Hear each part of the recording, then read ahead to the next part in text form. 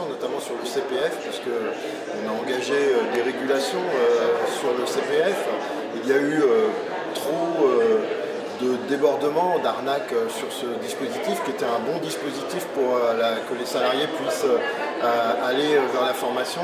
On veut que ça se bonifie, que ça a un réel effet sur les compétences des salariés au service des entreprises, et donc il faut aller un peu plus loin qu'on l'a été. Donc nous participerons.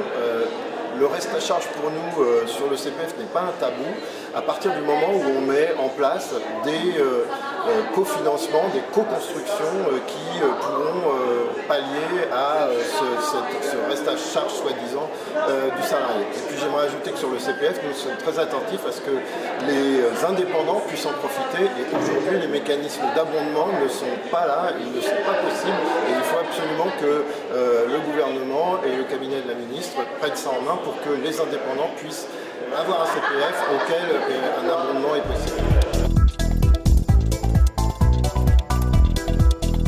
Sur l'apprentissage, bien sûr, l'UDP était très favorable au maintien des aides, que nous préférons appeler accompagnement du maître d'apprentissage, qui souvent est le chef d'entreprise, pour accompagner le jeune. Il est indispensable pour nous qu'il soit de bon niveau financier, et surtout la première année d'apprentissage, nous voulons que les entreprises soient accompagnées par l'État. On nous parle souvent de déficit, de choses comme ça. Nous considérons que l'État doit entrer dans ce dispositif et considérer qu'il a à le financer autant qu'il finance le reste de l'enseignement dans notre pays à un bon niveau.